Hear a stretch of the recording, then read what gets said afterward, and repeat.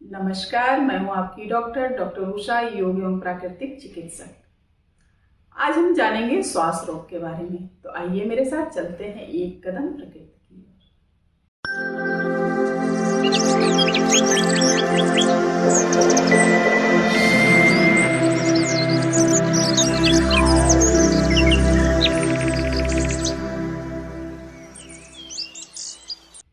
श्वास रोग, अस्थमा, दमा, ये फेफड़े के संक्रमण का रोग है। ये रोग जिसको होता है उसको श्वास लेने में दिक्कत होने लगती है। बच्चे, बड़े या बुजुर्ग, जिसको भी ये रोग होता है उनको कफ कोल्ड बहुत जल्दी जल्दी होता है, खांसी आती है, बलगम निकलता है, सीने में जकड़न और दर्द महसूस होता है, पीठ में दर्द महसूस होता है। फिर जब डॉक्टर के पास जाते हैं तो डॉक्टर एक्सरे कराते हैं और उसको दमा रोग घोषित कर देते हैं।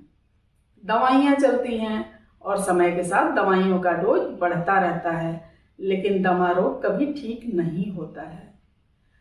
और नहीं तो समाज में एक कहावत बहुत ही प्रचलित है कि दमा दम के साथ ही जाता है।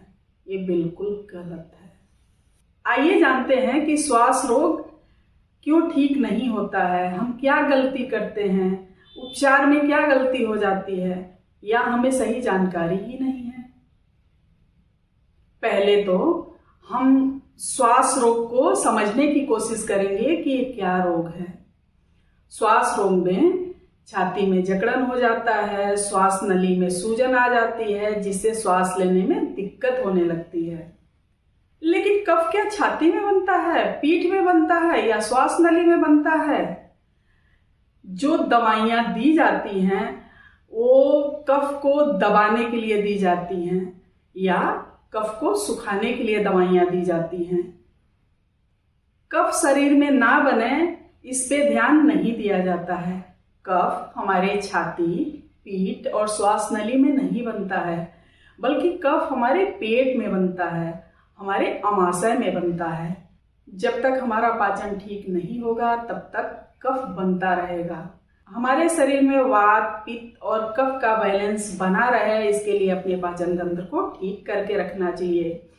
रोगों के जड़ पे वार करना चाहिए, रोगों के रूट कॉज पे वार करना चाहिए, क्योंकि पत्ती और टहनी काटने से कुछ नहीं होता है। जब जड़ें रहेंगी तो कितना भी कफ सुखा लीजिए, कफ दबा लीजिए, लेकिन बीमारी ठीक नहीं होगी।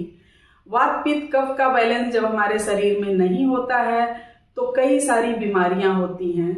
जैसे अगर वात का बैलेंस ना रहे तो गठिया रोग हो जाता है, या जब वात का उपद्रव बहुत ज्यादा हो जाता है तो शरीर के किसी भाग के नसों में ब्लॉकेज हो जाता है, नसें सूखने लगती हैं, यहाँ तक कि पैरालिसिस हो या हृदय रोग हो, ये सब वात रोग ही है।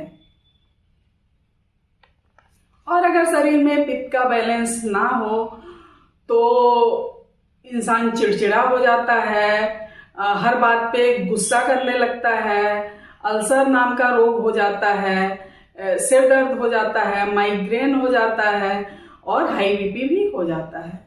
और अगर शरीर में कफ का बैलेंस ना रहे तो श्वास से संबंधित रोग हो जाते हैं। इसलिए अपने पाचन को ठीक करना चाहिए और अपने वात, पित्त, कफ को बैलेंस में रखना चाहिए। पहले तो अपने पाचन को ठीक करना है, क्योंकि जब हमारा पाचन ठीक से काम नहीं करता है, भोजन ठीक से नहीं पचता है तो शरीर में विष बनता है, और विष शरीर में जहां जहां जाएगा वहां वहां बीमारियां पैदा होंगी। पेट को ठीक रखने के लिए कब्ज को ना होने दें। कोई भी अस्थमा का रोगी है तो अपने आप को रीड करके देख सकता है कि वो हमेशा कब्ज का रोगी जरूर होता है।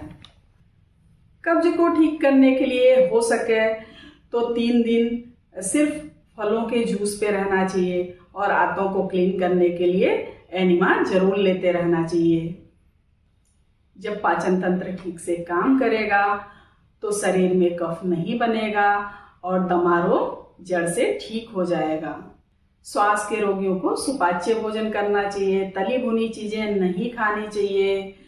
जब तक पाचन ठीक नहीं हो जाता है गरिष्ठ चीजें नहीं खानी चाहिए, डब्बा बंद चीज नहीं खानी चाहिए, ठंडा पानी नहीं पीना चाहिए, कोल्ड ड्रिंक नहीं पीना चाहिए, आइसक्रीम नहीं खाना चाहिए, क्योंकि ये सारी चीजें हमारे पाचन को मंद करती हैं, हमारे पाचन को खराब करती हैं, हमारी पाचन अग्नि ठीक से काम नहीं करती हैं।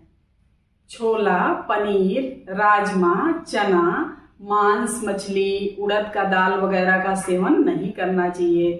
फाइबर युक्त चीजें खानी चाहिए, जैसे अंकुरित अनाज, ओट्स, दलिया, अंजीर, गुड़, शहद आदि।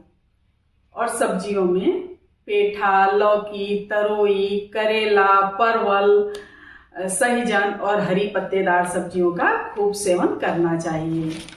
और फलों में अनार, पपीता, संतरा, नींबू, आंवला, सेव, गाजर आदि का सेवन खूब करना चाहिए।